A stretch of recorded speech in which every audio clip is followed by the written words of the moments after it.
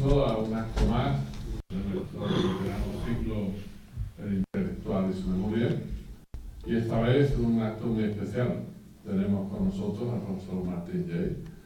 Es un lujo contar con su presencia y había que aprovechar estos días que tiene una estancia entre nosotros, y una de las cuestiones que debemos hacer, dado el relieve de su figura y la importancia de su obra, es realizar esta entrevista en este marco del Intelectual y su Memoria en nuestra Facultad de Filosofía y Letras. La figura de Martin Jay y su obra es muy conocida, muy apreciada por muchos de nosotros aquí, y apreciada también en muchos lugares, una obra de relieve internacional, y con una trayectoria muy interesante desde aquellas traducciones que llegaron a nosotros, especialmente la imaginación dialéctica, que fue una magnífica puerta de entrada a la historia de la Escuela de Frankfurt en su primera época, sus obras sobre Adorno, los escritos que le siguieron, y luego sus investigaciones sobre la tradición marxista, o sus trabajos y conferencias sobre la mentira política, adelantándose a lo que se ha llamado la posverdad, pues hacen su figura y su obra especialmente interesantes y muy valiosas. Agradecemos al proyecto de investigación que coordina y dirige la profesora Ana González la iniciativa de la invitación del profesor Martin Jay de realizar este acto, no solo este, sino el seminario que hubo ayer sobre la obra de Lukács, Historia y Conciencia de Clase y la Revolución Rusa.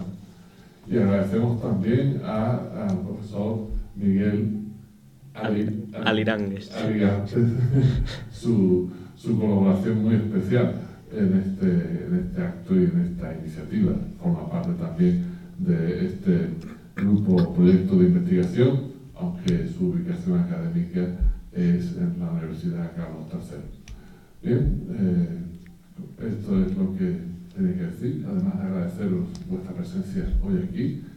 No es un día muy favorable para un acto como este. Estamos en tiempo de exámenes y la presencia de compañeros y compañeras de la facultad en las horas normales y cotidianas es menor, pero bueno, contamos con la grabación. Agradecemos una vez más a nuestro compañero el magnífico trabajo que realiza, y dentro de poco la conferencia estará también en YouTube. Pues muchas gracias. Bienvenido, profesor Jay. Gracias.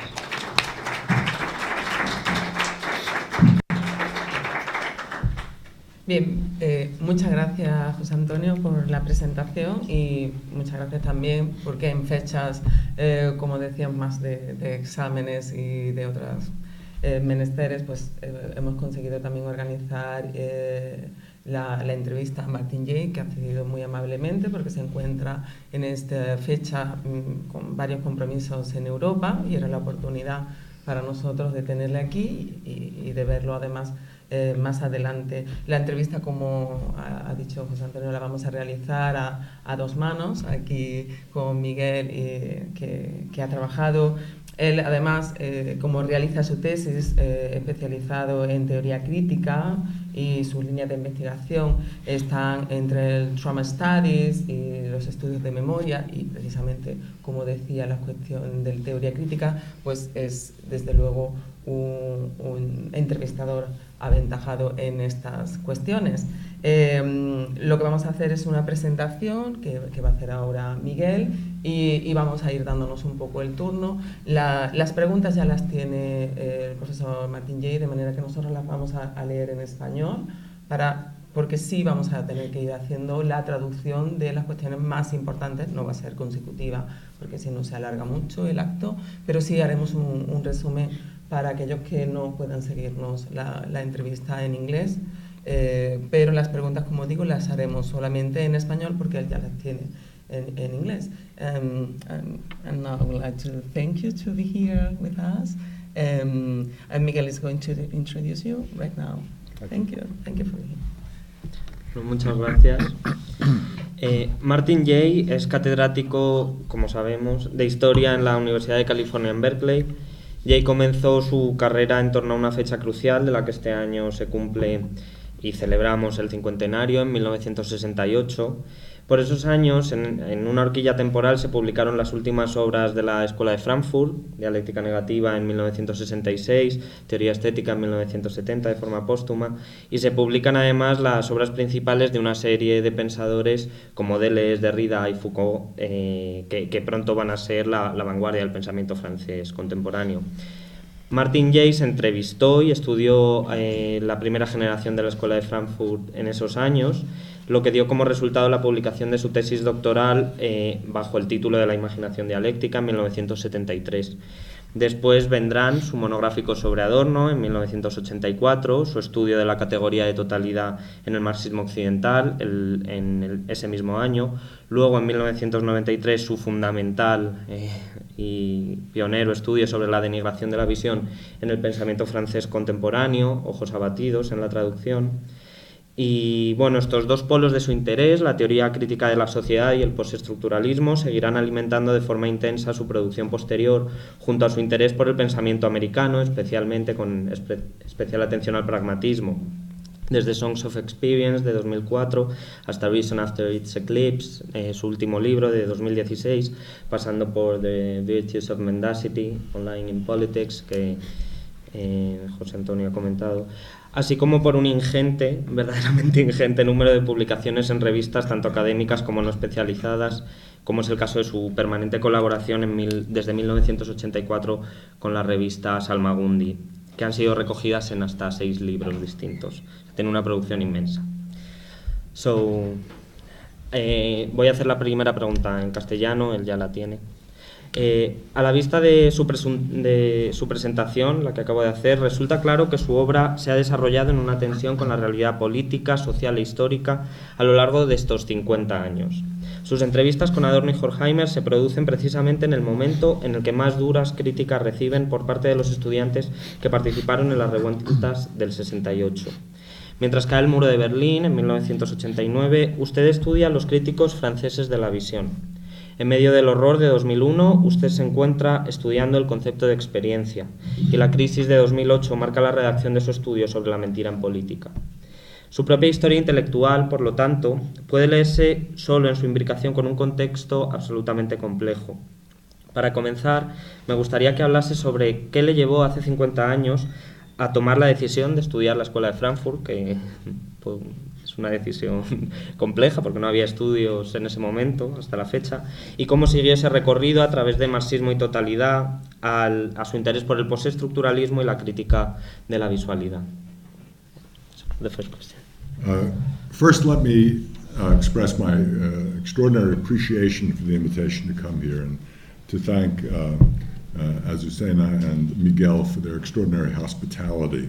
Secondly, let me apologize for my inability to speak in Spanish. It's really a scandal that Americans, especially those who live in California as I do, scandal that we are not really as bilingual as we should be. So I appreciate really your tolerance of my linguistic inability.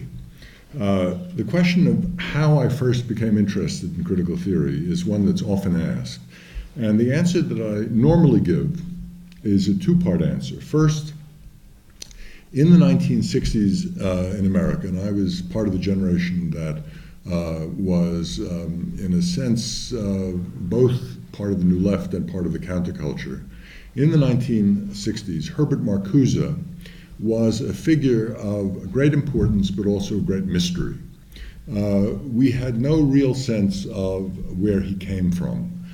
Books like Eros and Civilization and One-Dimensional Man had an impact, allowing us to think of ourselves as perhaps as oppressed as the working class had been in an earlier Marxist version of social conflict, or as minorities were in the United States, especially, of course, African Americans.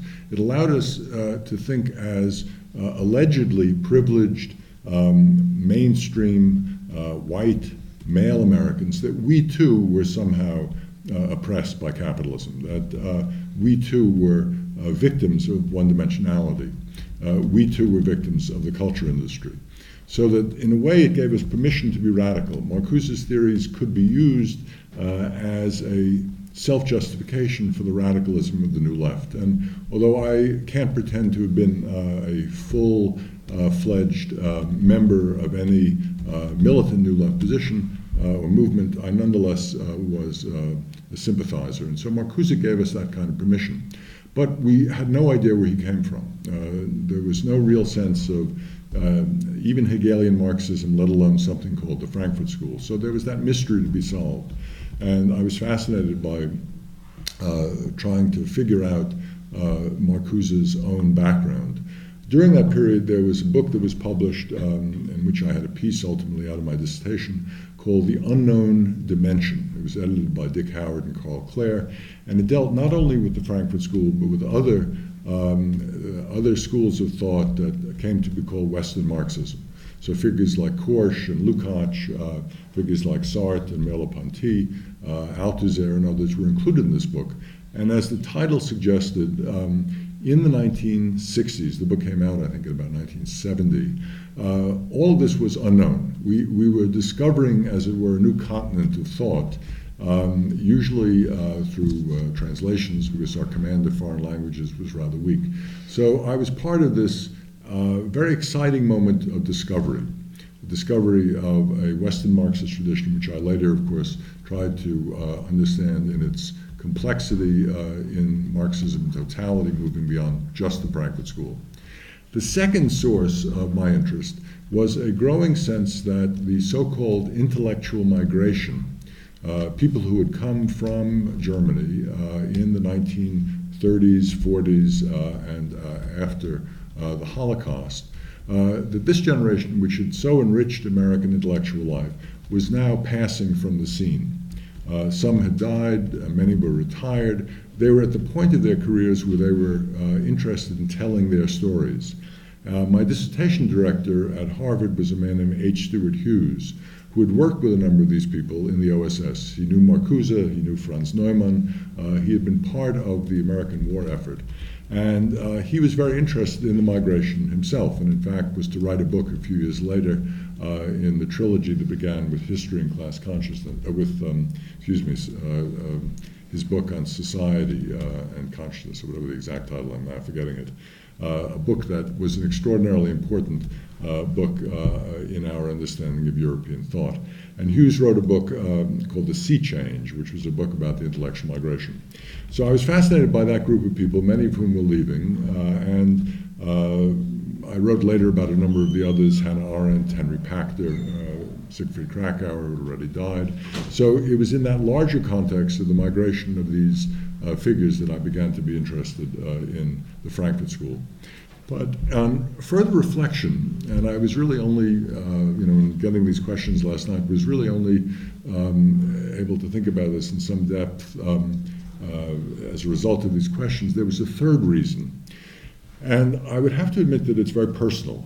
My background is basically assimilated Jewish, non-observant religiously, but identifying very clearly with that tradition. And many of the people from the migration, and most of the members of the Frankfurt School, also came from Jewish backgrounds, more or less lacking a strong religious dimension.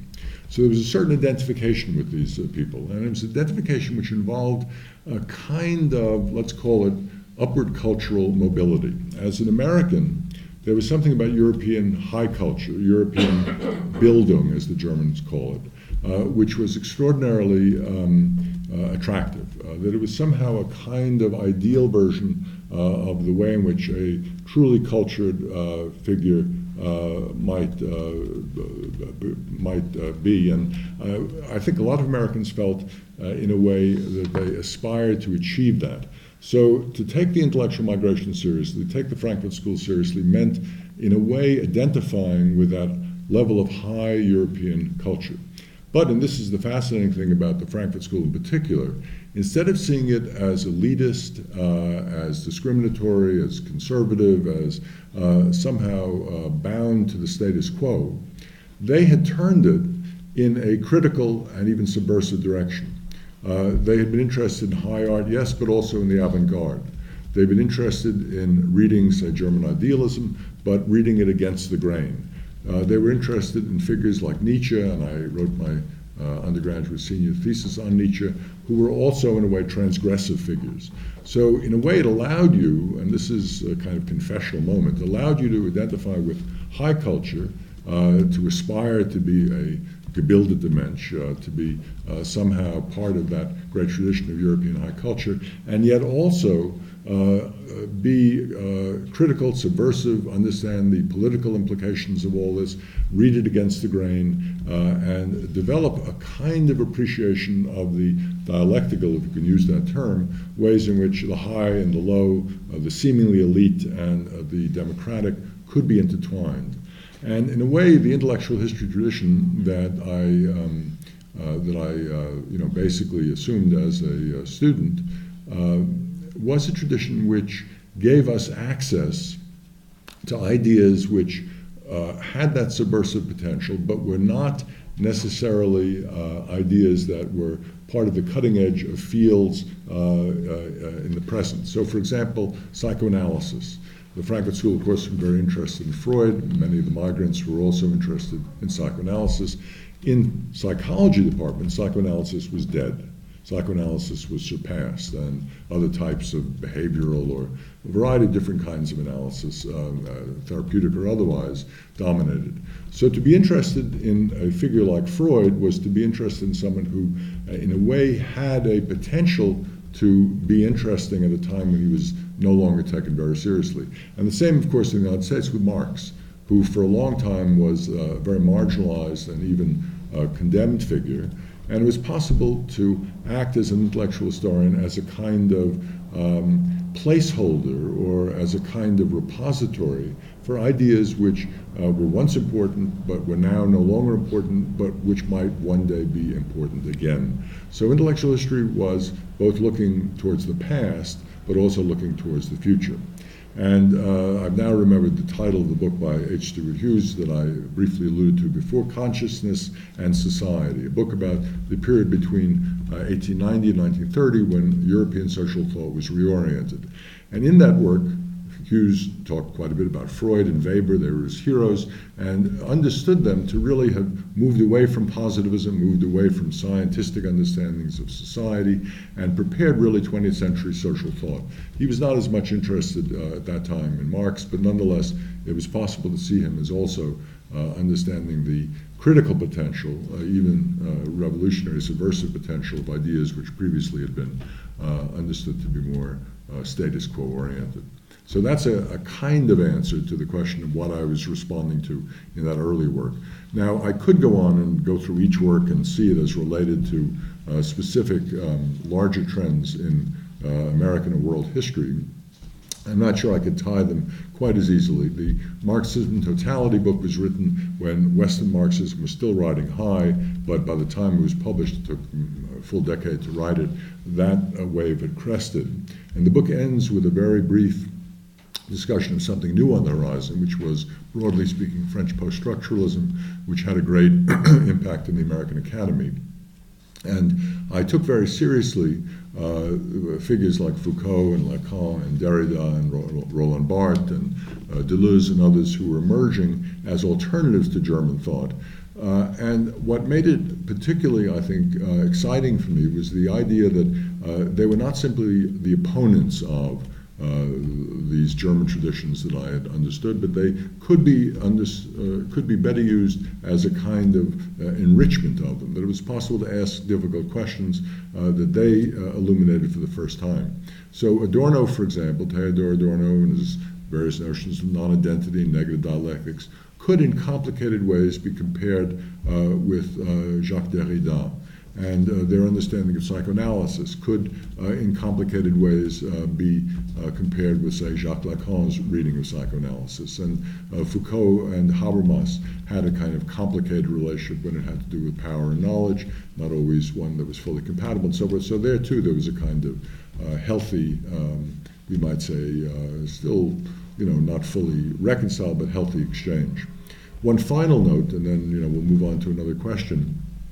When I wrote my book on Lying in Politics, The Virtues of Mendacity, came out, I think, in 2010. The book had been stimulated not by a discussion of George Bush, the president of the United States at that time, who had been accused often of having lied, say, about the weapons of mass destruction that supposedly were in Iraq, but rather by a book about Bill Clinton's presidency, a book by Christopher Hitchens called No One Left to Lie To, which was a book attacking Clinton for being mendacious. And what this showed me was that Clinton, Bush, and one could think of other figures of political importance were all on some level open to the accusation that they were hypocritical or outright liars. And this suggests that there was an affinity, or at least a complicated relationship between political discourse, political action even, leadership in politics, we might say as well, and a certain, let's say, bending of the truth, or giving spin, or giving a kind of, creating a kind of smokescreen in which the truth was not fully told. Now, in the age of Trump, we've now achieved, we might say, a kind of hyper level of this. And the book, which in a slightly perverse way defended a level of lying in politics, and I could go into reasons why I did that defense, in the age of Trump now seems like a kind of, I don't know what, a bad omen of what was to come. And the way I now conceptualize the link between the two moments when, say, Clinton or Bush or other figures in politics were in some ways, let's say, using a kind of hypocrisy politically, and what we now see with Trump, is the idea of the pharmakon, which I'm sure many of you know is an old Greek idea, but was revived by Derrida. The idea of the pharmakon has to do with the dosage. A small dose of a medicine may cure you. A large dose may be a poison. And in the case of lying in politics, I would argue that a lot of little lies or little spins of creating a kind of rhetorical smokescreen, which doesn't argue for the absolute truth, can have a healthy effect. But if the dose is too large, and this is, of course, what we're now being subjected to with the current American administration, the effects are indeed poisonous. So here, too, and one could talk about other examples of lying in politics, there are complicated relationships between what I was writing and what was happening in the world outside, and what, alas, may still be our future. Thank you. Bueno, voy a hacer una traducción breve con los highlights. Ha agradecido la hospitalidad y se ha disculpado por su incapacidad para hablar español, y bueno, ha comenzado señalando cómo en 1960 en Estados Unidos, cuando él comenzó su carrera, se sentía parte de una generación contracultural que se encontró preguntándose de dónde venía Marcuse, porque sus libros se hacían sentirse verdaderamente tan oprimidos como la clase obrera, y les hacían sentirse víctimas de la industria cultural, y allí encontraban una autojustificación para la radicalidad de su adhesión a la nueva izquierda.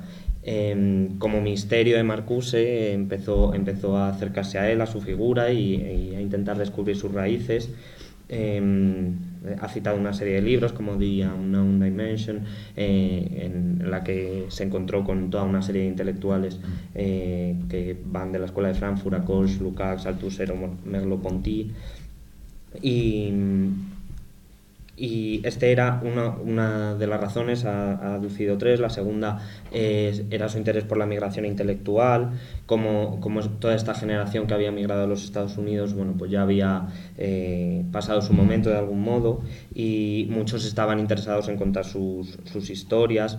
Ha citado a su director de tesis, Stuart Hughes, que era amigo de Newman y de Marcuse. Y la tercera razón, que él dice que es muy personal, dice que él es un judío asimilado, no religioso, y que había una cierta identificación con toda la migración judía en Estados Unidos, ¿no?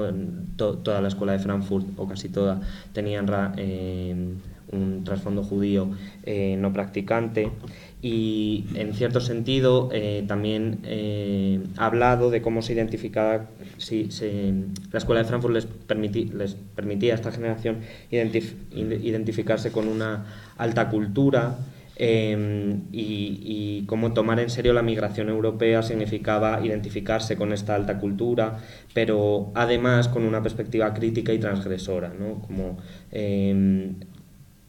Como la Escuela de Frankfurt les permitía desarrollar un sentimiento de pertenencia a una alta cultura, pero crítica, política, dotada de contenidos críticos.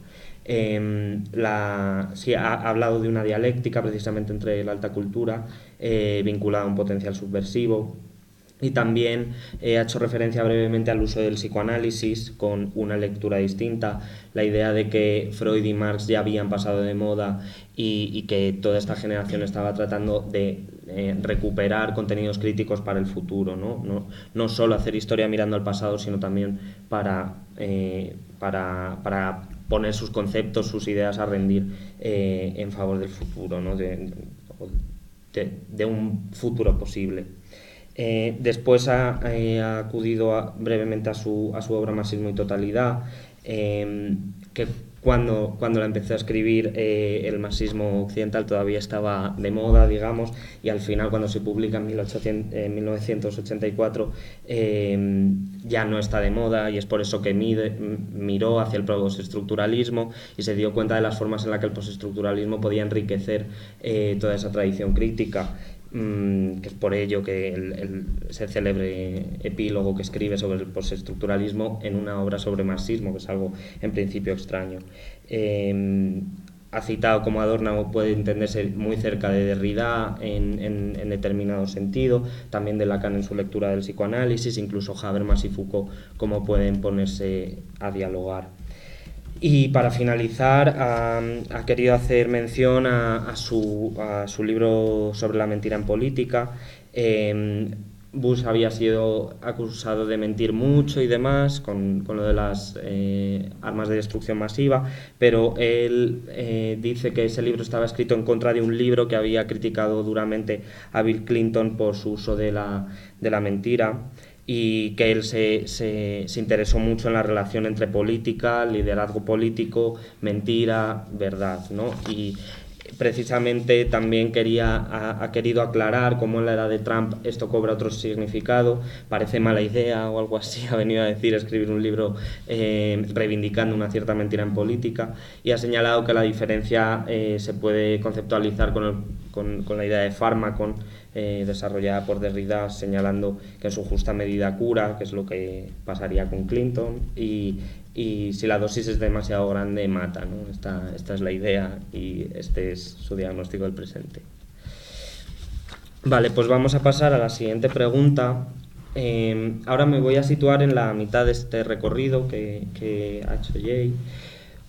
Usted redactó en 1996 un prólogo a la reedición de la imaginación dialéctica, que sigue siendo aún hoy una de las principales fuentes de información sobre la Escuela de Frankfurt. Allí señalaba que fue un cierto olvido de la crítica económica y un creciente interés por cuestiones estéticas y culturales lo que explica la relevancia de la Escuela de Frankfurt después de 1973. La pregunta es si ese mismo diagnóstico puede sostenerse tras la crisis económica de 2008, o si quizás las cuestiones económicas han vuelto a resultar más importantes que nunca, como probablemente demuestre el renovado interés teórico que puede apreciarse por la crítica de la economía política y por Marx. O por expresarlo de otro modo, ¿siguen siendo los diagnósticos de Adorno y Horkheimer, pero también de Habermas o Honneth, útiles en la actualidad, o ha pasado su momento histórico? Broadly speaking, I think one can say the history of Marxism has been a series of shifts of emphasis or of terrain. The first period, at least the one that occurs after the failures of the 1848 revolution, is a period that emphasizes the economy and emphasizes the crisis which Marx thought would, in a way, flow from capitalism's inability to solve economically derived problems. And this led in the Second International to a kind of waiting for capitalism to collapse of its own weight. This, of course, did not happen. So the second period begins, we might say, with 1917. And we might call it the period of political emphasis, the political in a Leninist sense, or at least in a more activist sense. One could think of Gramsci's notion of Marxism as a philosophy of praxis. And this was a period in which it seemed that one had to organize politically, one had to be somehow involved in overthrowing political systems, and then economic change would follow. Now, this period more or less ends, we might say, with the success of fascism and the failure of the world revolution to follow from the Russian example. And this introduces a period of what Jürgen Habermas once called a kind of strategy of hibernation, in which the belief that the economy would produce a terminal crisis was no longer possible because capitalism had stabilized. The belief that politics could produce a revolution also stalled after the failure of the attempt to stop fascism. And instead, the terrain shifted from economics to politics to culture, to art, to the everyday life that under capitalism was still problematic, still in fact oppressive, but which might produce a different consciousness if a certain kind of critique could be absorbed by its victims. Now, the Frankfurt School came, we might say, into its own in this third period.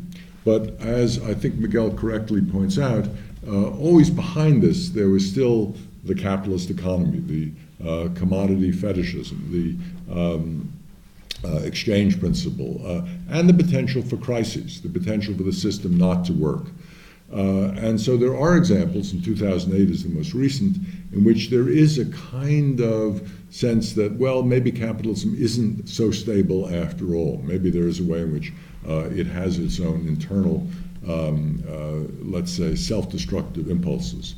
And we know from Thomas Piketty's work and the importance of his attempt to think about inequality that the world system as a whole has a terrible potential now to increase class distinction and to give more power to the wealthy and less to those who lack economic resources.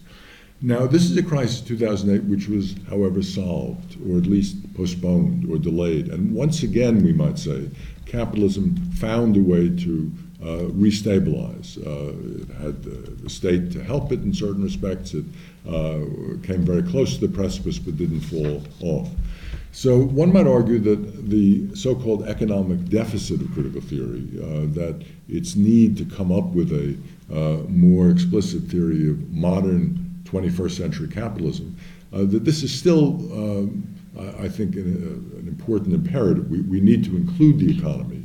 But I would say it's wrong to think of the cultural analyses, the analyses that have to do with psychology and the world of mass culture or the culture industry. All of that is now simply swept aside, and we can go back to something like that first period in which the economy was really determinant. So we have really a kind of, and this is Habermas's phrase, a period of the new unsurveyability, in neue Unübersichtlichkeit, I think it is, which you can't really survey the whole. Global capitalism exists, yes, but so do issues like multiculturalism and anti-migrant prejudice and all those things which are not simply reducible to the issues of capitalist crisis. So I think rather than saying that Habermas, Hohnert, or even Adorno and Horkheimer have been surpassed, one should think of the ways to supplement their work, the ways to enrich their work, by once again thinking about politics and once again thinking about the economy and its difficulties, but not arguing that one must replace the other. The larger theory, the larger task really of a critical theory is to figure out how they are related. And I'm an historian, and so I can use that as an excuse to say that I don't have the answer to how they're related. And I wouldn't pretend to have a serious critique of contemporary capitalism. And I'm also not clear about politically what, in the Leninist sense, what is to be done.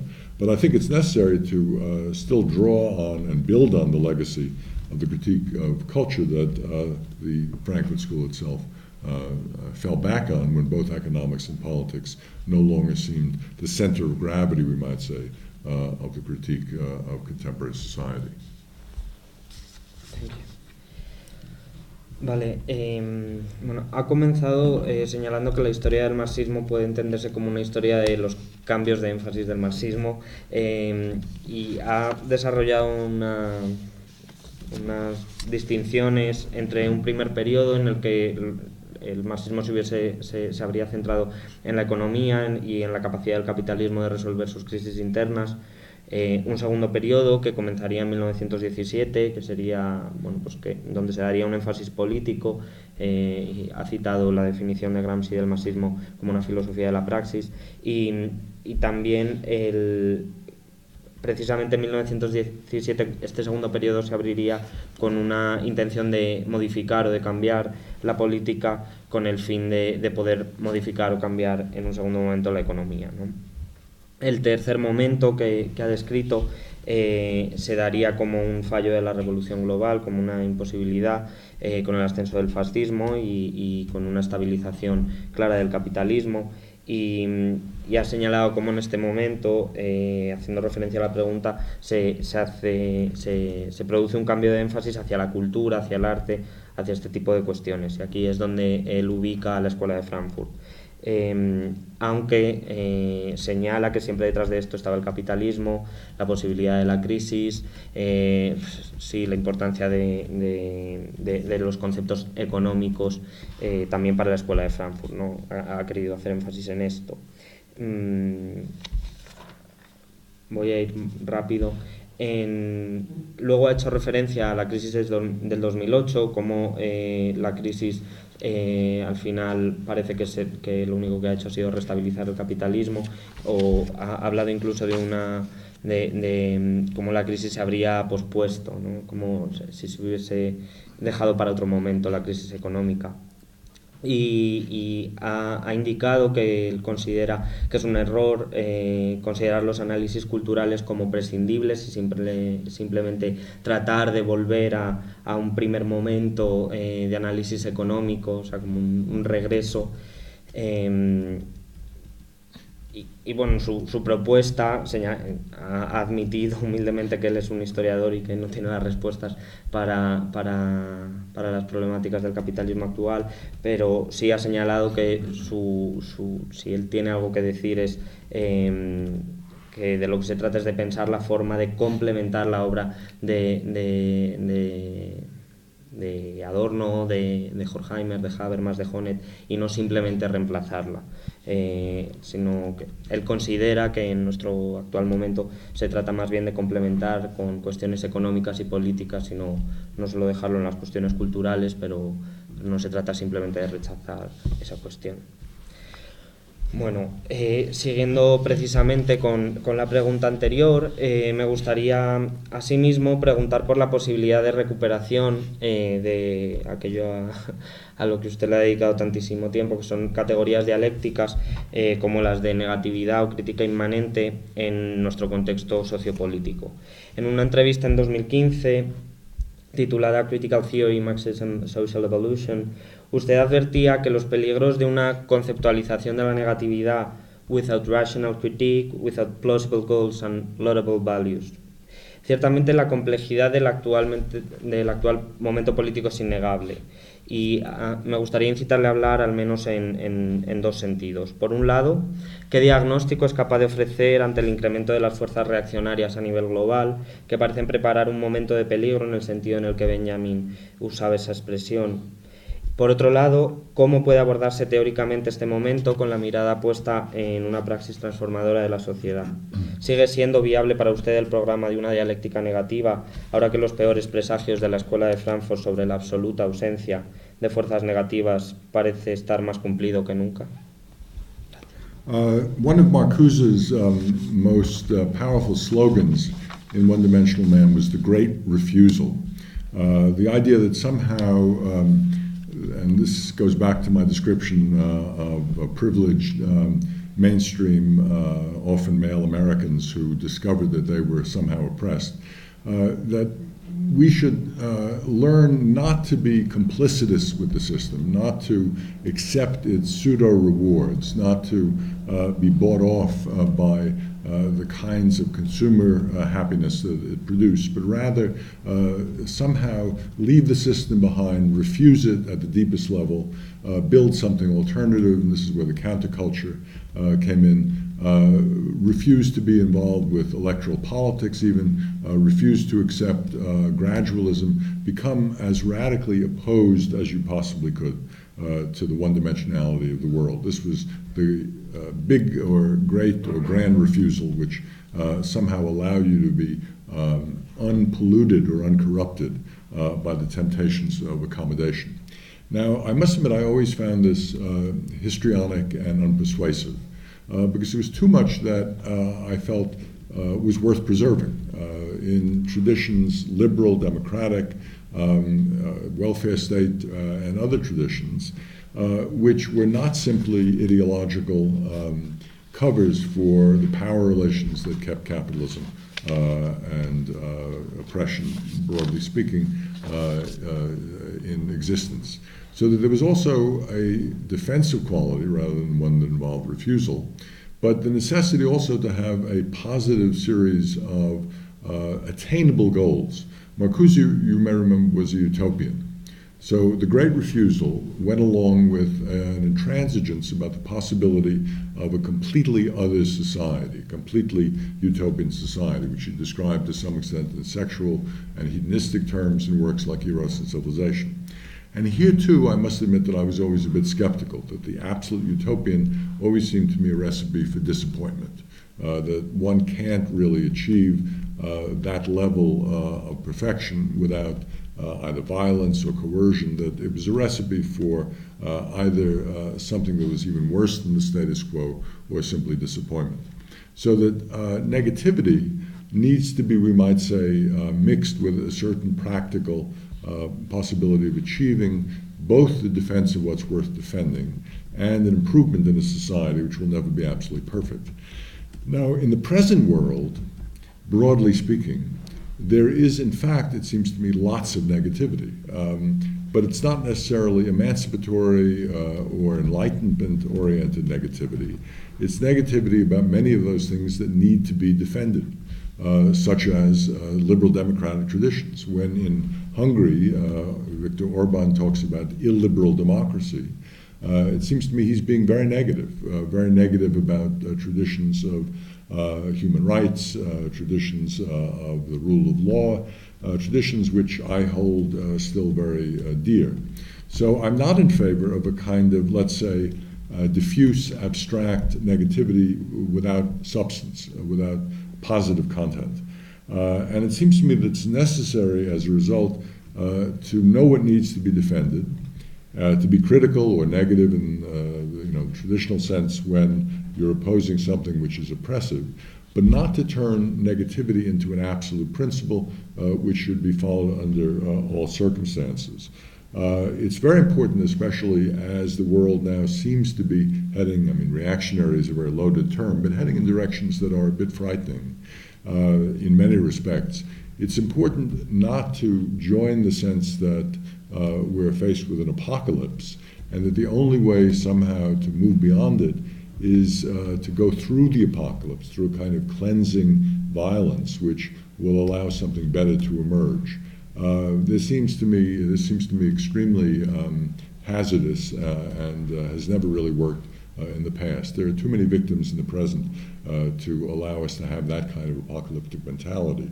So one needs, I think, to use negativity as a weapon, to understand it in terms that prevent a simple one-dimensional acceptance of the status quo, and yet also pick your battles and understand what traditions need to be defended as well as those that need to be rejected.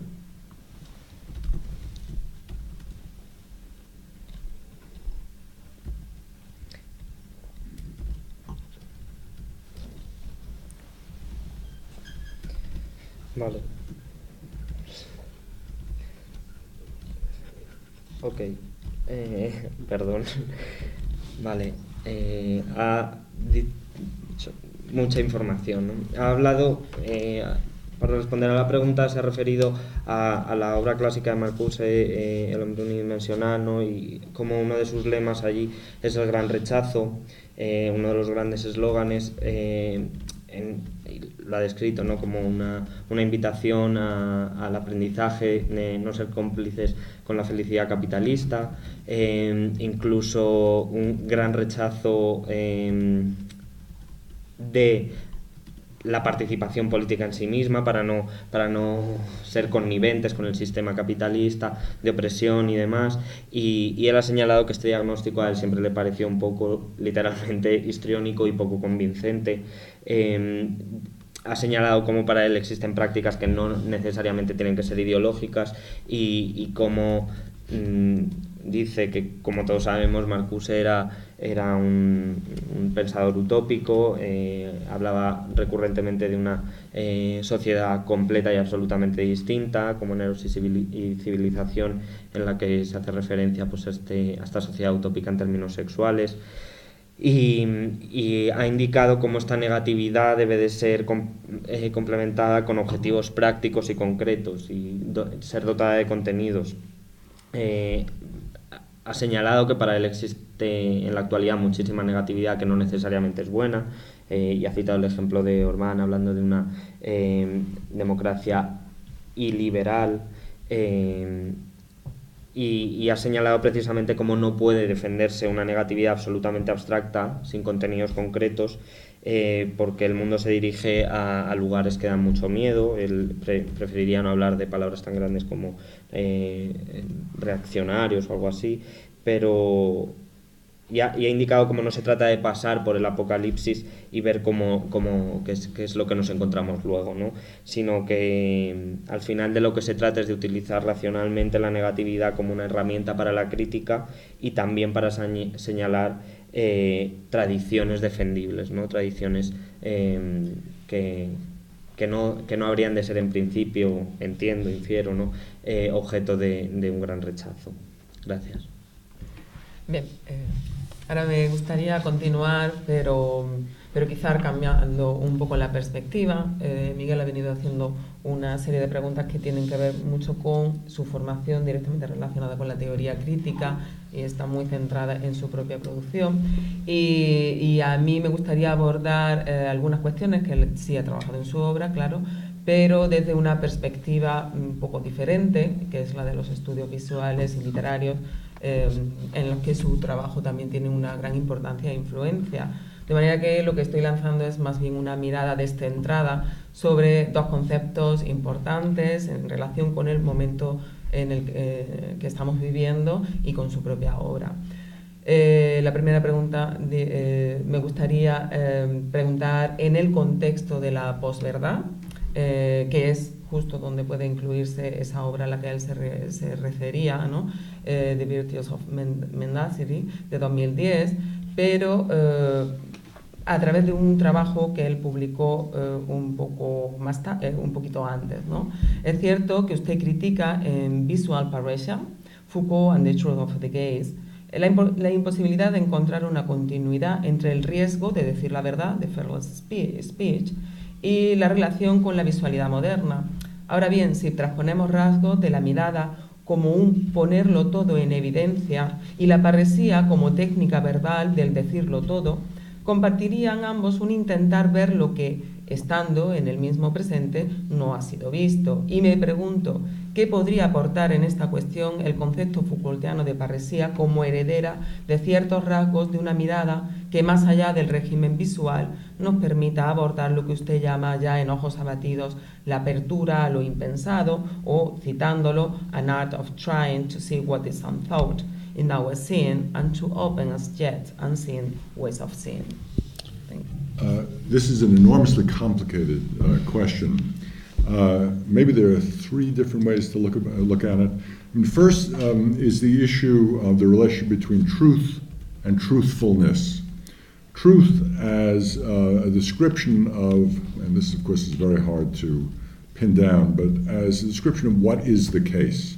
Truth as somehow external to the observer, as something that can be found by various methods that can be agreed upon by various kinds of inferential reasoning and persuasiveness and so forth. Truth as something which involves the world. Truthfulness is a virtue of the individual, the subject. I am truthful when I say da-da-da, rather than lying.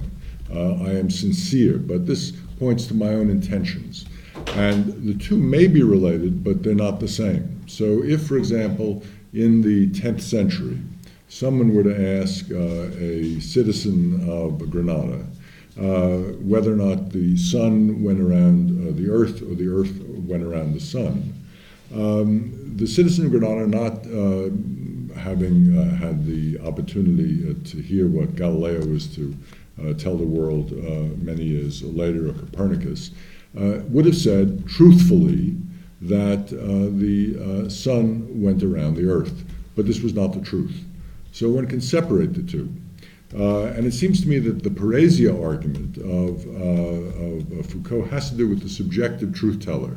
It's an issue of character. It's an ethical issue, that to tell the truth rather than to lie is basically something that we owe other people. Now, the difficult question, of course, is, do we always owe them the truth? And in my book on Lying in Politics, I argue that not always.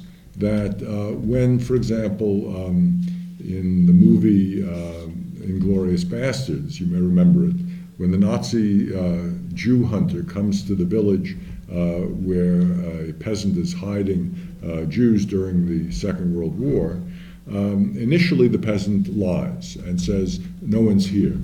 Threatened by the Jew hunter, he finally tells the truth, which then leads to the murder of all the people under his floorboards. So sometimes one has to lie to power. One has to be mendacious. Truth-telling is not, under all circumstances, a virtue.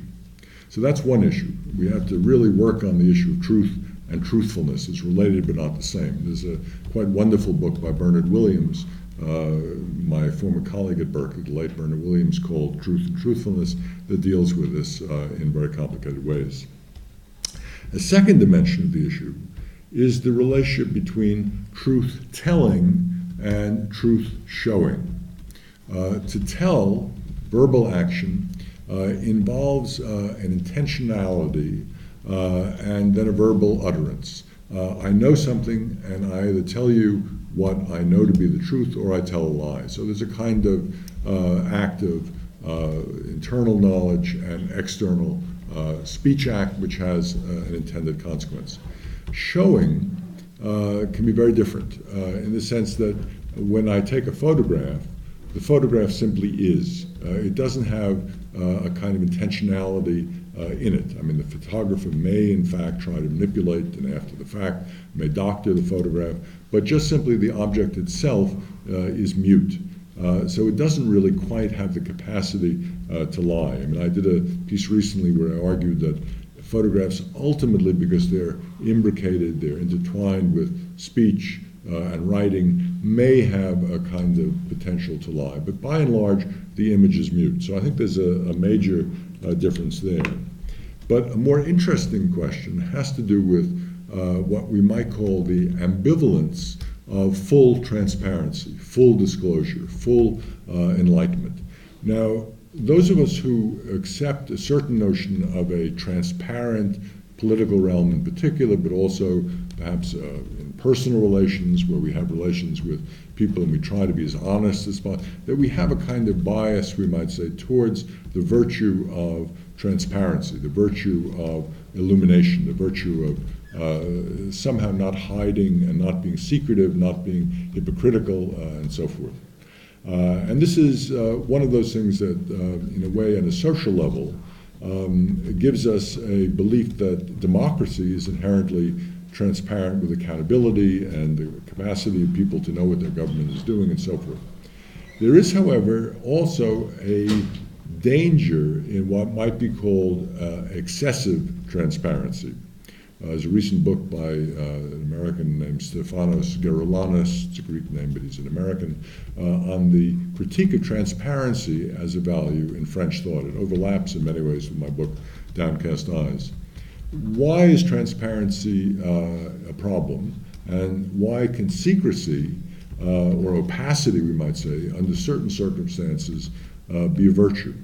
Well, take, for instance, the secret ballot, which emerges in the 19th century in Australia, some states in the United States, and then becomes pretty much the norm around the world, where when I go in to vote, I do it in a closed environment. No one knows who I vote for. When I come out, I don't have to tell you who I vote for. I have, in a way, privacy. And in general, the right of privacy, the right of not being transparent, that the government doesn't know everything about me. In a totalitarian system, it tries to, but in a democratic system, it does know everything about me. Something that we're now, of course, facing with the internet and the ways in which the internet is able to track all of our preferences in ways for either commercial or political purposes. So there has to be a certain, let's say, balance between transparency when it's warranted and opacity, secrecy, the right to privacy when it's not. And this occurs in visual terms as well as in terms that we might call discursive. So do I have a right always to take a picture of you? Or can you say, no, I don't want to have my picture taken? Pictures that are obviously private pictures, and we see this, for example, with the internet and sexting, as it's called in the United States, pictures of people that are not wearing clothes. Are these somehow available for everybody? And there are lots of other examples of the way in which we need to keep up a certain facade. Our houses are not places that can be invaded by the state without a warrant, without a reason. And so there is always some sort of sense in which the eye that pierces, the eye that intrudes, the eye that sees all, like George Orwell's Big Brother, who sees everything, is also a rather dangerous eye. So the question, once again, is to whom, we might say, is the truth owed? To whom is visual transparency owed? It's not owed to everybody. It's not owed necessarily to the state. It's not owed to commercial interests. And therefore, there's a very, very, I would say, delicate balance or dialectic between the pressure to have full disclosure. The idea is we sometimes say that sunlight is the best disinfectant. That on the one hand, and the idea that I have the right not to be visible. I have the right not to be exposed. I have the right not to be surveilled, seen by the state. But to complicate it even further, and I'll just make this one final point as a kind of footnote, a student of mine came up with the term surveillance as opposed to surveillance. Surveillance being looked at from above, surveillance being looked at from below. And we have many examples in the United States, I'm sure you have them here in Spain as well, of video allowing people who are basically brutalized by the police to show that brutalization, to show that the police may in fact lie when they tell us why they beat up somebody or even killed somebody. So that it's possible to use transparency in this sense in a liberating way to expose the abuse of power on the part of, say, authority, which otherwise would go unremarked, unnoticed. So what I want to leave you with here is not a simple answer, but a sense of the contextual need to understand truth-telling under certain circumstances, truth-showing under certain circumstances, but also the limits to that for political and other reasons.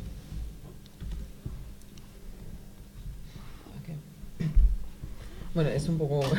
Voy a intentar ser más rápida porque vamos un poco justos, pero al mismo tiempo es difícil porque lo que ha trazado es más que una respuesta programática, es más un mapa para pensar cuándo se puede decir o no la verdad, reflexionar sobre esas cuestiones, a quién decir la verdad y sobre todo el derecho a la privacidad, ¿no? Eso, entonces ha ido marcando desde el principio, para empezar, una diferencia entre qué es la verdad o ser veraz, porque obviamente una cosa es, si en el siglo X le preguntas a alguien si es el Sol el que gira alrededor de la Tierra o al contrario, pues en su decir veraz estaría equivocado, no sería verdad, ¿no? Entonces, para eso hay que tener en cuenta esa diferencia. Luego, por otra parte, ha atendido a la cuestión del decir verdad y la cuestión que se le planteaba directamente, que era la parresía visual, y él encuentra la gran diferencia, sobre todo, en la cuestión de la intencionalidad.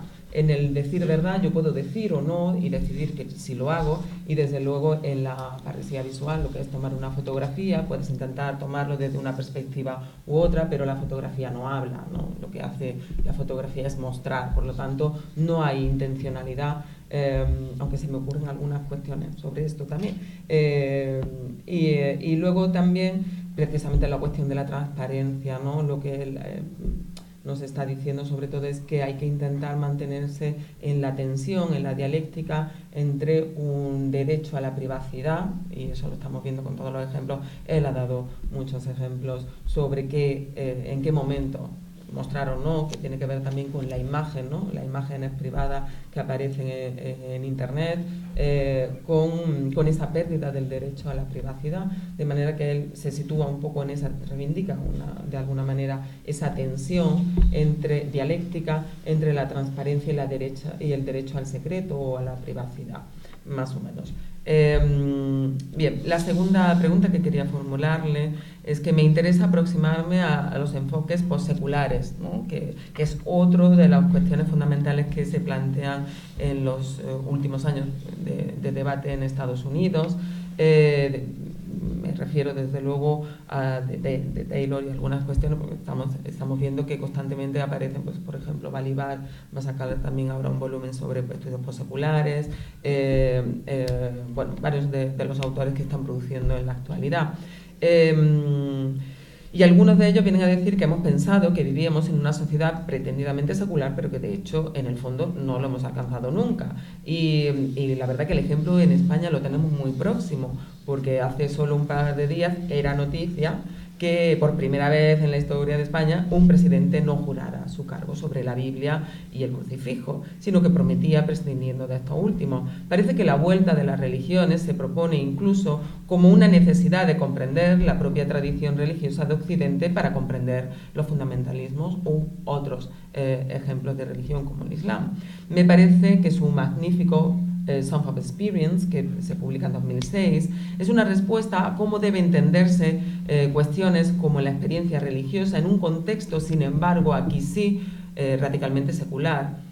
Así, su definición de experiencia afronta un crisol de temas en sí mismos complejos, como la subjetividad intersubjetiva, cuando define la experiencia como la tensión de la paradoja de la experiencia como concepto lingüístico colectivo, y la subjetividad privada como un significante que unifica una clase de significados heterogéneos, situados en un campo de fuerza diacrítico.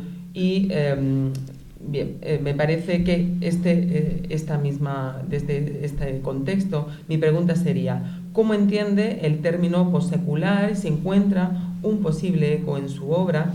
Y por otra parte, ¿considera que es a través de la experiencia como acontecimiento del otro cómo podemos responder a ciertos desafíos sociales y políticos de los fundamentalismos? Gracias. To answer this question would require another 10 weeks of this kind of exchange, because it is so immense.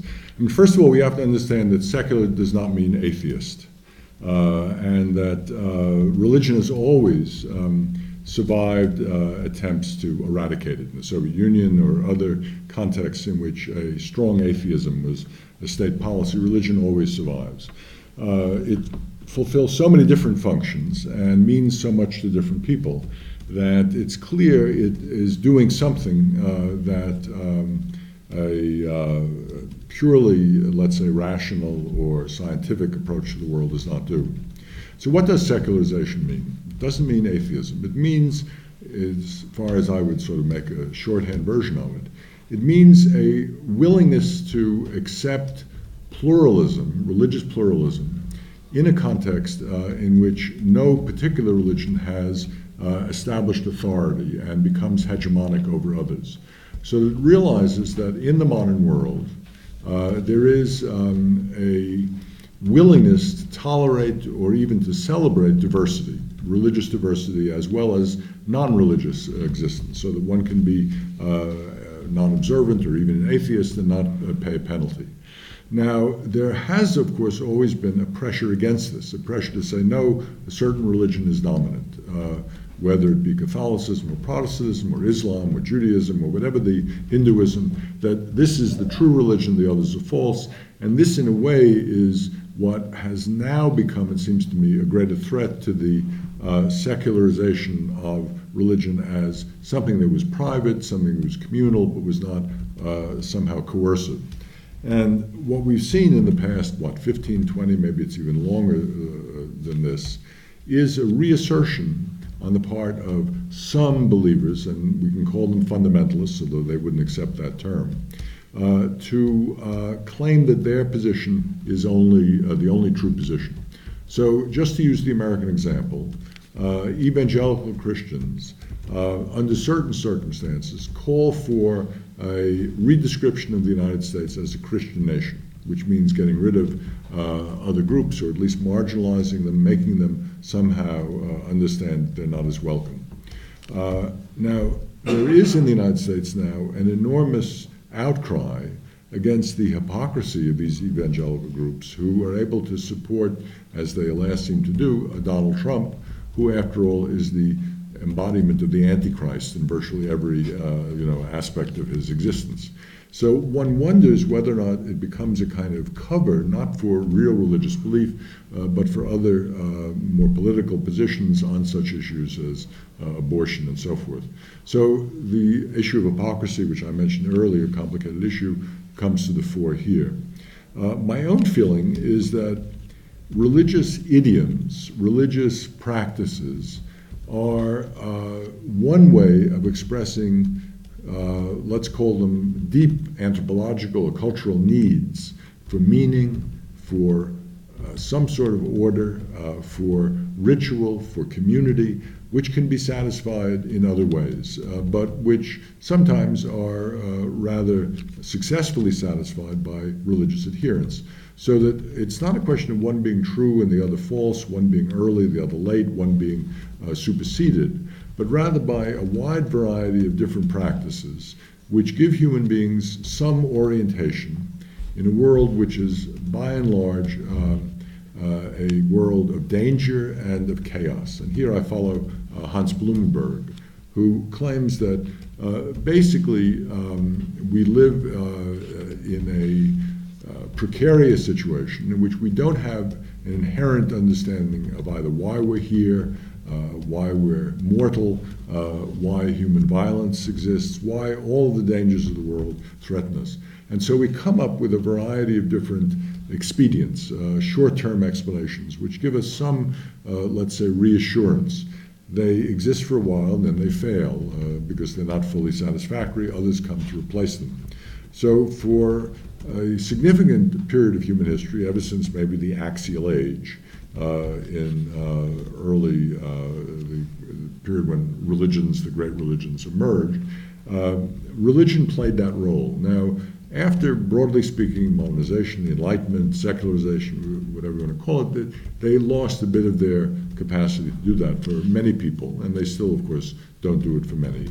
But they were never completely obliterated, and they've come back. So I think we're not living in an age that's post-secular because we were never fully secular in the first place.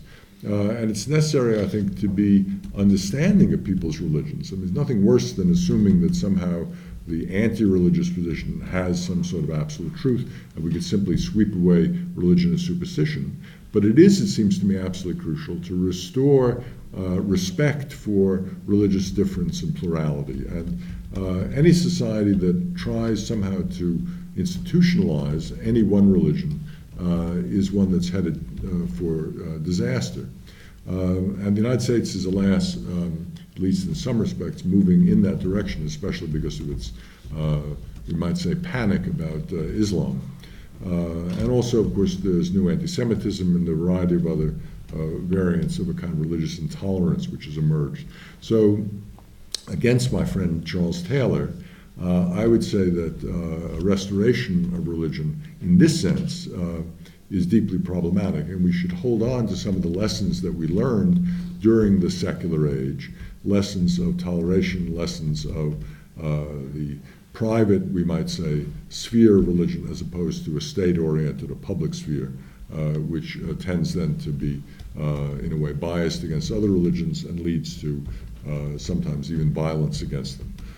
But this is an enormously complicated question. We would, as I say, have to spend a great deal of time trying to sort it all out. The Frankfurt School, just to make one little footnote, always took seriously the emancipatory potential in religion.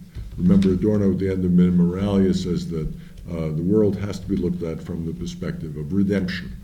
And Max Horkheimer, in the preface he did to my first book, said that we have to hold on to the goal of das ganze andere, the entirely other, the completely different, maybe utopian alternative to the current fallen world. And das ganze andere, the entirely other, was a term that had been coined by Rudolf Otto, who was a German theologian in the early 20th century. So there's always been, I would call, a theological or even quasi-religious underpinning to their theory, and that's one of the ways in which the utopian impulse has been expressed.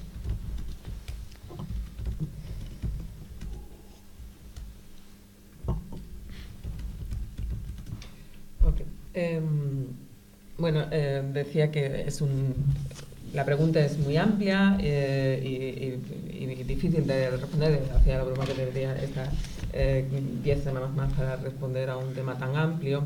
Ha empezado precisamente apuntando a uno de los problemas de un movimiento tan nuevo como son los estudios postseculares, que habla precisamente del significado no claro, y es cierto que decía pues, que no hay una definición clara. Por otra parte, aludía también a la pervivencia en estados supuestamente no religiosos, como en la URSS, donde la religión, sin embargo, ha pervivido siempre, ¿no?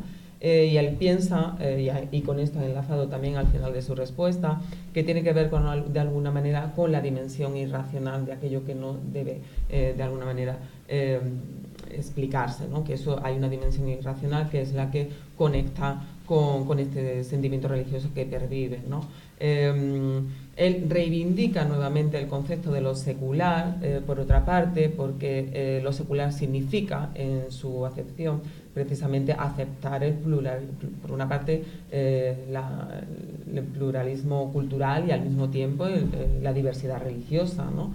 De manera que, aunque ha habido siempre una cierta presión hacia borrar el espacio de lo religioso, en lo secular, sin embargo, existe, dice él, en la propia definición, ese respeto a lo plural. Y luego ha hecho referencia también a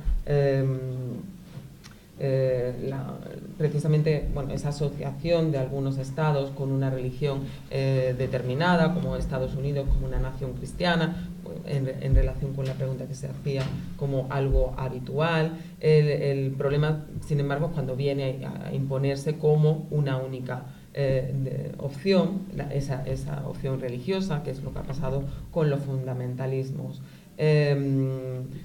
La realidad, dice, es que la religión no es una cuestión de si están o no en lo correcto. El sentido de la religión tiene que ver, dice él, con unas necesidades o expresa unas necesidades culturales y antropológicas que tienen que ver con la relación en comunidad y con ciertos rituales. No, por lo tanto, no es tanto si es correcto o no. Es cierto que para algunos, como ha explicado Blumenberg, a quien estaba citando, Hans Blumenberg, dice que en situaciones precarias esta experiencia pues, nos da cierta seguridad, y de esta manera la religión ha venido jugando este rol, aunque ciertamente no para todos. Lo que vuelve a reivindicar, como decía al final, es esa necesidad de la apertura o del respeto a las religiones en plural. Él ha criticado la propuesta que hace Taylor. Él dice que en ese sentido es muy, muy problemático, y sin embargo dice, y para ello es la última nota que ha añadido, hay constantes llamadas a un pensamiento teológico, y sobre todo cuando hablamos de un pensamiento utópico de alguna manera, que tiene que ver con el uso de algunos conceptos dentro del pensamiento occidental, como el que ha citado, que es el de redención, por ejemplo. Bueno, siguiendo con los problemas políticos actuales, ayer en una conversación más privada tenemos un par de preguntas y bueno, voy a leerla. Por otro lado, concluía usted Songs of Experience con una reflexión sobre políticas identitarias y ahí sugería que se habría producido un cierto olvido de que la experiencia es un encuentro con la alteridad. Y sin embargo, hoy parecemos asistir a un proceso por el cual algunos grupos, dentro de las minorías y de los grupos oprimidos, lo que han hecho ha sido precisamente lo contrario, rechazar hasta tal punto lo que se conceptualiza como privilegio, que se han identificado con una especie de alteridad esencial, lo que produce un tipo distinto de esa fortress of sameness de la que usted hablaba en esas páginas finales de su libro. Quizás y probablemente como un movimiento defensivo frente al crecimiento de esas fuerzas reaccionarias de las que hablábamos hace un momento. Parece que algunos grupos se habrían olvidado de que las tesis sobre el esencialismo estratégico defendidas por Gayatri Spivak eran sobre todo estratégicas y no sobre todo esencialistas. A mí me preocupa en especial el boicot efectivo al diálogo y la reproducción de una atomización identitaria absolutamente despolitizadora. Me gustaría conocer su opinión al respecto y ver cómo se vive ese problema en los Estados Unidos. This is one of the most controversial and vexed issues in American culture and politics today. And I think one has to give a concrete answer depending on which groups create a strong sense of a fortress identity, and which groups are more fluid, open, and less, in some ways, possessive. It takes a certain amount of security and privilege to feel unthreatened by the erosion of your communal identity. So I mentioned earlier that I was fascinated by European thought and was interested in all of these German Jewish refugees and saw it as a kind of way to achieve a certain idealization through identification with their work. And I think it was possible because I did not feel anxious about my own, let's say, initial communal identity. I didn't feel threatened. I didn't feel as if I would lose something by expanding myself. And I've been lucky, really lucky in my life to have had experiences with many different cultures. So I spent a summer living and teaching in a black community in South Carolina in 1967. I've spent time with Mexican theater people going to various cities in Mexico. I spent time living in the house, briefly at least, of Indian friends in New Delhi and so forth. These have always been enormously enriching and exciting openings to otherness, and without the anxiety that I was somehow losing my own identity. There are, however, groups that have been subjected to a kind of forced assimilation, in which their identity has been devalued, in which they are seen basically as on some cultural or even racial level inferior. So in the United States today, when certain groups, and I think here of African Americans, sometimes Hispanic Americans, are anxious about the appropriation of their culture, anxious about losing their identity. We had a case recently where a white woman claimed that she was black, and the black community was very, very hostile to this woman for having somehow appropriated their identity. The idea of cultural appropriation, where whites take, say, black music and make rock and roll, is also seen as aggressive.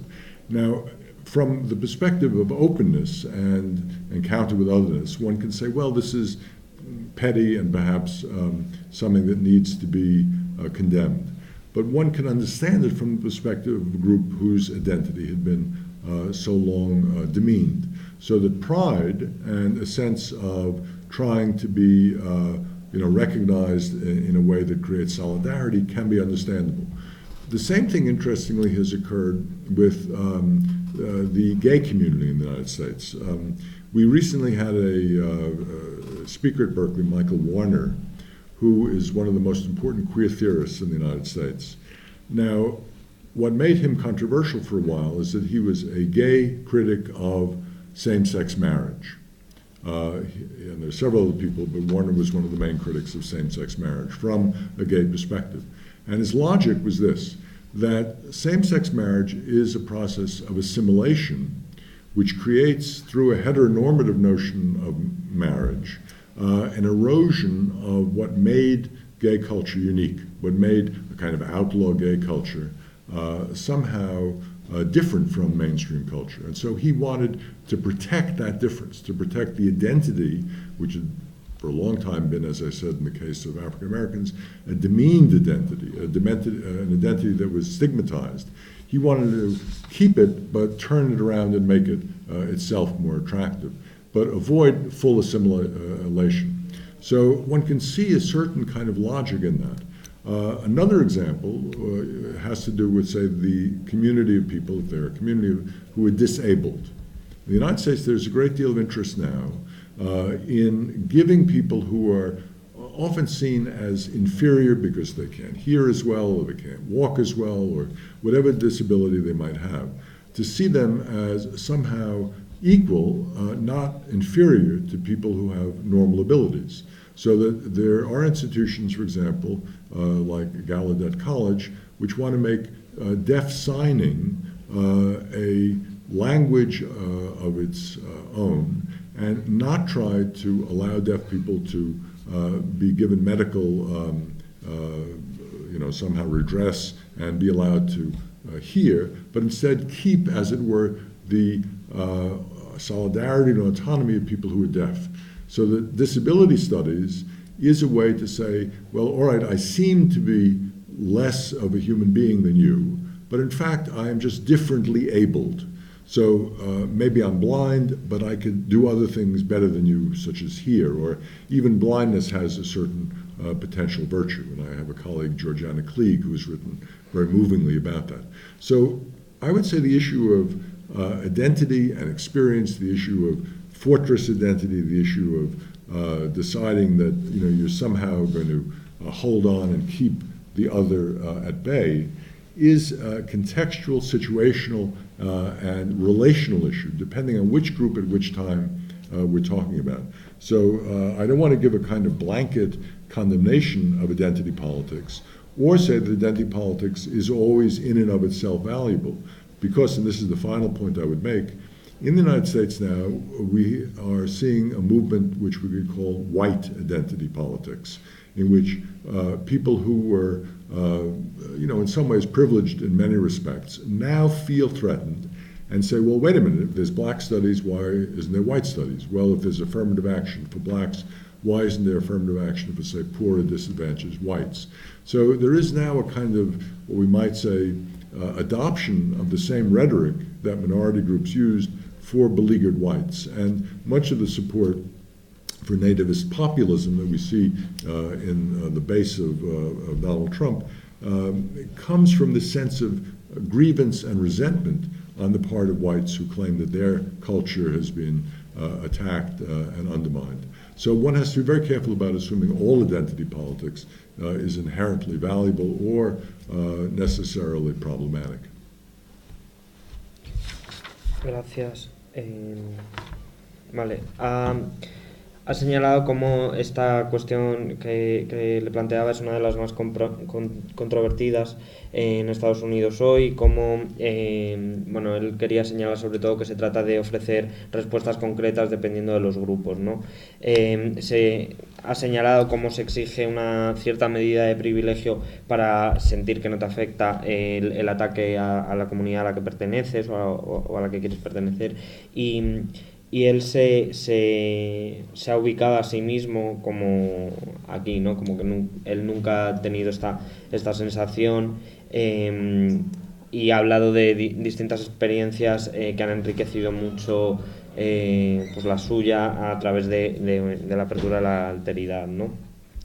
A su vez ha señalado que ha existido y existen grupos forzados a la asimilación y al olvido de su identidad, y que él entiende profundamente que esto genera una ansiedad por la apropiación cultural y por respuestas agresivas, ¿no? Y que a veces pueden generar respuestas agresivas que pueden llegar a ser comprensibles. Sobre todo, dice poder entenderlo desde el lugar de un grupo cuya identidad ha sido atacada durante mucho tiempo, ¿no? Ha señalado, por ejemplo, un crítico queer que estuvo hace poco en Berkeley, que era crítico con el matrimonio homosexual precisamente por la asimilación a patrones heteropatriarcales, etcétera, y que eso significaría en última instancia una erosión de lo que hacía a la comunidad única, y dice entender profundamente la lógica de estos argumentos. Ha dado más ejemplos como el de la comunidad de discapacitados, dice él, ejemplos como la incorporación de la lengua de signos a una universidad, y dice entender profundamente que estas comunidades quieran señalar no es que estemos discapacitados, sino que tenemos capacidades diversas, ¿no? Por lo tanto, ha concluido señalando que estas cuestiones de las identidades fortaleza son cuestiones muy de contexto y muy relacionales, y que no se merecen un apoyo, una condena absolutos y totales en bloques, sino que hay que pensar en cada caso concreto, y ha dado un ejemplo, ¿no?, de cómo en Estados Unidos se está empezando a ver algo que se llama política identitaria blanca, que es precisamente una reacción resentida desde los grupos tradicionalmente considerados opresores, ¿no?, para pues que adoptan precisamente lo que están haciendo las minorías como un gesto reflejo. Y dice, pues este caso tiene que ser condenado, pero bueno, hay que ir caso por caso. Esto es. Bien, yo creo que nos vamos a quedar nosotros con alguna pregunta en el tintero, son las dos, y además, sobre todo, me gustaría que tuvierais la oportunidad de hacer alguna pregunta, si es el caso. Sí, lo digo en español, entonces, Miguel. la cuestión muy acotada, ¿qué valoración merecen los desarrollos de Apple y Habermas con la ética discursiva y la teoría de la comunicación para explicitar el fundamento normativo de la teoría crítica? Y si esos desarrollos cree usted que tienen una posible continuación hacia el futuro.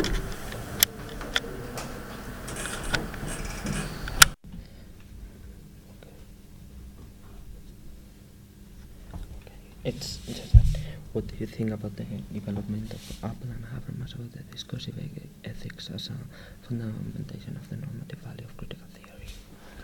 And if it has, if it can give something for the future, in the future of critical theory, right. What about that? I have enormous respect for Habermas, and my last book on the eclipse of reason, it's called Reason After Its Eclipse, on late critical theory, positions him as the hero of the story of rationality, that he has a more plausible notion through communicative rationality of the alternative to instrumental rationality, more plausible than the traditional notion that Marcuse, Horkheimer, and even Adorno had. I have great respect for his interventions in this world, that he's not a philosopher who hovers over here but gets involved in contemporary politics. And just by chance, I saw him only last week in Starnberg and had dinner with him. So I have a strong sense of his own contemporary anxieties and his own hopes, which are now beginning to alas dwindle. I would say that Habermas has given us a new vocabulary and a new series of ways to make sense of the various crises of contemporary society, having to do with the public sphere and its erosion. He's now very interested, you probably saw the interview he gave El País fairly recently, in the internet and the ways in which it has begun to erode the traditional public sphere. He still holds out hope for the European Union as an antidote to nationalism, but is beginning to lose faith that will continue.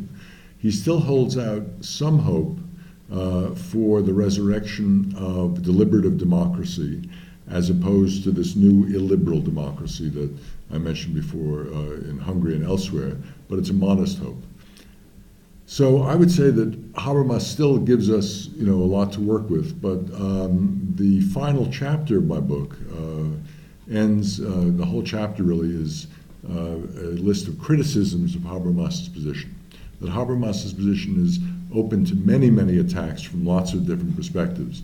And I argue that this is not simply a negative result, but is positive in the sense that his version of communicative interaction involves a back and forth in which you listen to your critics, in which you're willing to learn from your critics, in which your own position is always tentative, in which the discursive sphere involves an equality between you and me, that I'm not the professor and you're the student, I'm not the leader and you're the follower, I'm not the enlightened and you're the benighted or the ignorant.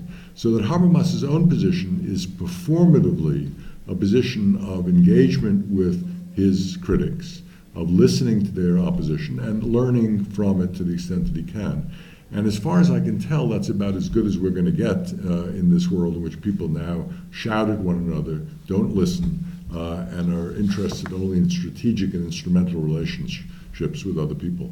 So this seems to me a deeply both ethical and politically hopeful position, even though it's one that is, alas, becoming, I think, rarer in the world that we now face.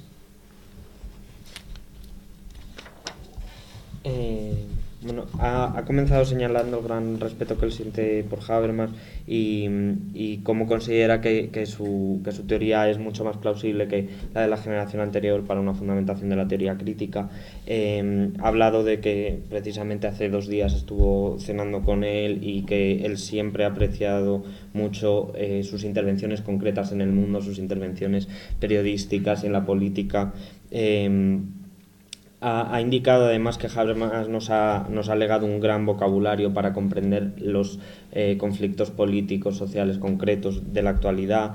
Está al tanto de lo que Habermas publica, incluso dice haber leído la entrevista del País que salió hace una semana nada más, y ha señalado cómo Habermas sigue teniendo esa fe, una fe en Europa y en la idea de Europa y en la democracia liberal, pero es una confianza modesta y que a veces parece ser cada vez más pequeña.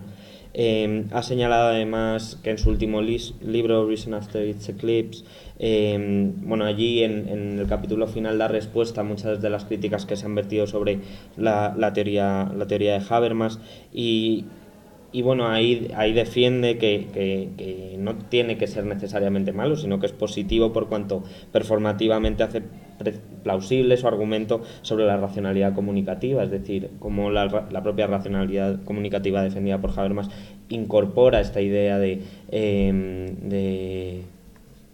dar argumentos, recibir respuestas y de engage, de entrar en disputas públicas y demás. Y ha señalado precisamente que en un momento como el nuestro la necesidad de defender una propuesta como la teoría de la acción comunicativa sigue siendo urgente.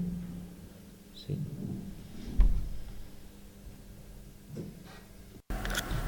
Might I ask about something you said in the beginning?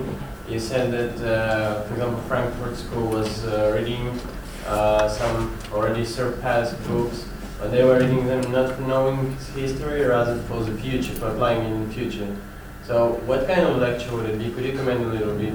How should we read books which are already surpassed, but not reading them for just knowledge of history, rather for future? Well, I think every reading has the potential to read against the intentions of the author and find, let's say, symptoms of something that are ideological, but also to find, let's call them moments of hope, even redemption, that were also not fully intended by the author. Now, this is not true of every book, but one can read a book between the lines, as it were, and certainly great works of fiction, great works of philosophy, repay reading in different contexts because they allow us to see both ideological, let's say, negativity, and also something positive in the sense of producing a potential future. But there's no simple formula or recipe I could give you for how to read every book. I mean, it really depends on your own ability to read books in this way that allows you to see them as more than just what's on the surface, but to read between the lines.